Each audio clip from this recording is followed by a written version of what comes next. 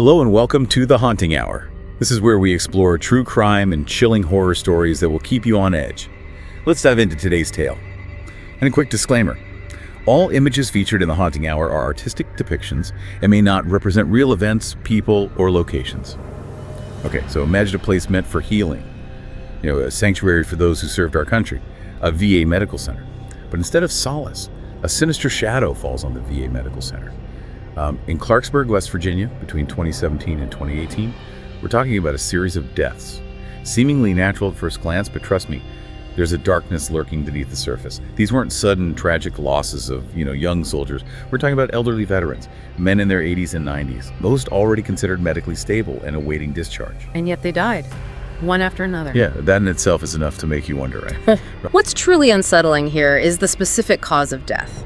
Severe hypoglycemia or critically low blood sugar. Now you might think, okay, maybe some of these men were diabetic.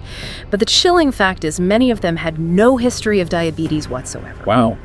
Imagine you're recovering, about to head home, and suddenly you're struck down by a condition you never had. Right. That's not just unusual, it's practically unheard of in a ward for stable patients nearing release. It's like a scene straight out of a horror movie. But this is real life, and it gets even creepier. As investigators dug deeper, a pattern emerged. A name kept appearing in connection with each of these deaths. Reta Mays, a nursing assistant. Now, Reta wasn't administering medications. She wasn't involved in complex medical procedures. Her duties seemed almost mundane, changing bed linens, assisting with baths, offering companionship. She was a constant presence, often alone with these vulnerable veterans in their final moments. And that's where the true horror of the story unfolds. Think about it. These seemingly benign tasks gave her unfettered access to patients, placing her in a position of trust, but also, as investigators would soon discover, in a position to do unimaginable harm. It's almost like a classic horror trope, the unassuming killer hiding in plain sight, manipulating our perceptions of what's safe and what's dangerous. Exactly. This wasn't a crazed surgeon. This was someone whose role was to provide basic care, to offer comfort. And yet, behind that facade of normalcy, something deeply sinister was brewing. And it's this juxtaposition, the clash between our expectations of care and the cold reality of calculated harm, that makes this case so profoundly disturbing. It forces us to confront the uncomfortable truth that evil can lurk in the most unexpected places, even within the walls of a hospital dedicated to healing. So the VA Office of Inspector General and the FBI launched a joint investigation. Working with a terrifying urgency, they knew lives might still be at stake. Reta Mays was swiftly removed from patient care, a move that may have very well prevented more deaths. Can you imagine the pressure on those investigators, knowing that every moment counted? Absolutely, and they were meticulous, carefully piecing together the puzzle. Medical records, staff interviews, consultations with experts on hypoglycemia. It was a massive undertaking, all while trying to keep the investigation under wraps to avoid panicking patients and families. And let's not forget the families already grieving. To confirm their suspicions, investigators had to exhume the bodies of these veterans, some of whom had already been laid to rest. Imagine having to reopen those wounds, to relive that pain all over again. Yeah. It's a testament to the dedication of those investigators, but also a stark reminder of the profound impact this case had on so many lives. It's heartbreaking but necessary. And what those autopsies revealed was chilling. The cause of death was indeed insulin injections. Someone had deliberately been giving these veterans fatal doses, sending their blood sugar plummeting to deadly levels. And remember, Reta Mays was a nursing assistant. She had no authorization to administer any medication, let alone insulin. So they had their smoking gun. The evidence pointed directly at Reta Mays. But the question that haunts everyone, even to this day, is why? What could possibly drive a person to commit such heinous acts, especially within the walls of a place dedicated to healing and care? That's the million-dollar question, isn't it? The investigators never uncovered a clear motive, and Reta herself never offered a satisfactory explanation. Some speculate it was a twisted desire for control, a need to exert power over life and death. Others suggest it was a morbid fascination with playing God. But the truth, much like the insulin she injected, remains a hidden poison, coursing through this entire case. It's a chilling thought, isn't it? To think that someone entrusted with the well-being of these veterans could betray that trust in such a horrific way. Yeah, it's like something out of a nightmare. And speaking of betrayal, what about the VA itself? How can this happen under their watch? I mean, they're supposed to be protecting these veterans, caring for them. You're right, there was intense scrutiny, outrage, and rightfully so. Congressional hearings were held, investigations launched. demands for answers. The VA had to account for how Reta Mays slipped through the cracks, how such calculated evil could operate within their system. Yeah, I can only imagine the pressure they were under. Did they find any systemic failures that allowed this to happen? They did, and it's a sobering reminder that even institutions with the best intentions can have vulnerabilities. One of the major findings was a lack of oversight and accountability, in the nursing assistant program at the Clarksburg VA. Okay, so are we talking about inadequate training, poor supervision? What exactly went wrong? It was a multifaceted failure. For starters, Reta Mays had a history of disciplinary issues at previous jobs, including insubordination and making false statements. These red flags weren't properly vetted during her hiring process at the VA. So there were warning signs, but they were missed. Missed, or perhaps dismissed. The VA's hiring and screening procedures were simply not robust enough to catch someone like Reta Mays, someone who was able to present a facade of competence while harboring such darkness within. That's terrifying. It's like a horror movie where the killer wears a mask of sanity until it's too late. That's a very apt analogy. And it wasn't just the hiring process. The investigation also revealed concerns about the training and supervision of nursing assistants. Despite her limited role, Mays was able to access and administer insulin without proper authorization or oversight. It's a chilling thought, isn't it? That someone with her background and limited training could exploit those gaps in the system to such a devastating effect. Absolutely chilling. So it sounds like a perfect storm of failures.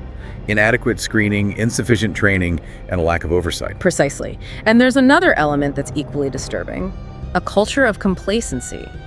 Some staff members had raised concerns about May's behavior before the deaths, but their concerns weren't taken seriously. So a failure to listen, to connect the dots. Unfortunately, yes. And that's a crucial takeaway from this case. It's not enough to have policies and procedures in place.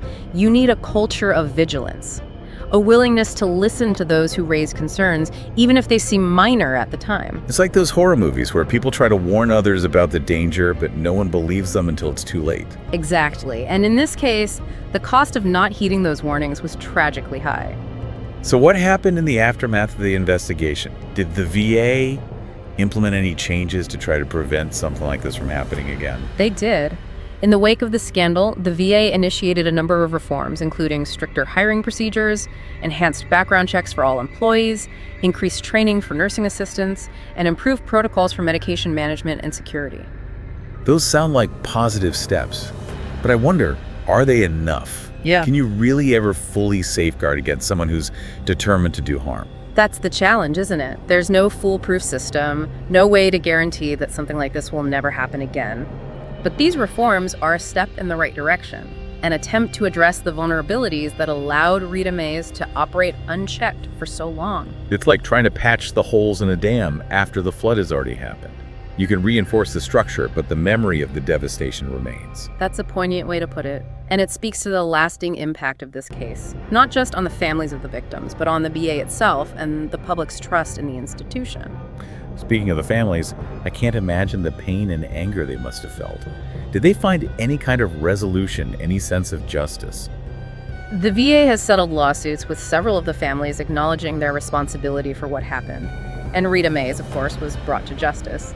In July 2020, she pleaded guilty to 7 counts of second-degree murder and 1 count of assault with intent to commit murder. In May 2021, she was sentenced to life in prison. So accountability was served.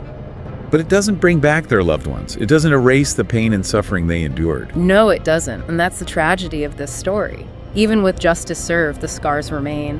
The families are left to grapple with the loss, the betrayal, the knowledge that their loved ones were taken from them in such a callous and calculated way. It's a haunting reminder that even in places meant for healing, evil can find a foothold. It challenges our assumptions about safety, trust, and the very nature of care. And it leaves us with more questions than answers. Questions about the nature of evil, the fragility of trust, and the responsibility we all share in protecting the vulnerable. It's a story that really sticks with you. It makes you question everything you thought you knew about the world. And as we wrap up our deep dive into this chilling case, I think it's important to shift our focus, from the darkness to maybe some glimmers of hope, to the lessons we can learn and the actions we can take to prevent such tragedies from happening again. I completely agree. While the Reta Mays case exposes a deeply disturbing reality, it also serves as a catalyst for change, I think. It compels us to examine the systems we rely on, to identify vulnerabilities, and to advocate for greater accountability and transparency in healthcare. Yeah, you mentioned earlier the importance of a culture of vigilance, of listening to those who raise concerns. But in a system as large and complex as the VA, how can we realistically foster that kind of culture? That's the challenge, isn't it? But I believe it starts with empowering individuals at every level. Nurses, aides, even janitorial staff. Everyone who interacts with patients needs to feel comfortable reporting anything that seems amiss, no matter how small or insignificant it might seem.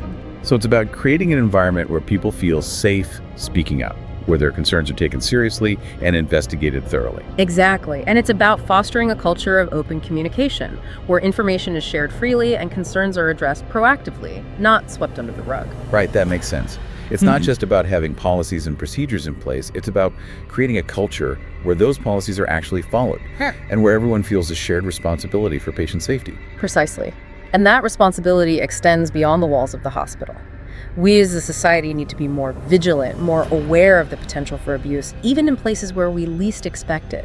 We need to be advocates for our loved ones, especially those who are vulnerable or unable to advocate for themselves. So it's about being informed, asking questions, and not being afraid to speak up if we see something that seems wrong. Absolutely. We can't simply assume that because someone wears a uniform or holds a medical license that they are beyond reproach. We need to be discerning, to trust but verify, and to remember that even in the most trusted institutions, evil can find a way to hide. This entire case is a sobering reminder that monsters don't always lurk in the shadows. They can be found in the most unexpected places, hiding in plain sight, often disguised as caregivers. It's a chilling thought, but an important one to remember. By acknowledging this possibility, by being aware of the potential for darkness, even in places meant for healing, we can take steps to protect ourselves and those we love. This has been a deeply unsettling journey, exploring the dark heart of the Reta Mays case. But as we conclude this episode of The Haunting Hour, I want to leave our listeners with a glimmer of hope, a call to action. I think that's essential. While this case highlights the vulnerabilities of our healthcare system, it also reminds us of our collective power to demand better, to advocate for change, and to create a safer, more compassionate world for everyone. We can't erase what happened at the Clarksburg VA, but we can learn from it. We can honor the memories of those who are lost by working to prevent such tragedies from happening again. We owe it to them and to ourselves to be vigilant, to be informed, and to never stop fighting for a healthcare system that truly protects and cares for all. Well said. And until next time, stay safe, be well, and remember, even in the darkest of times, hope remains.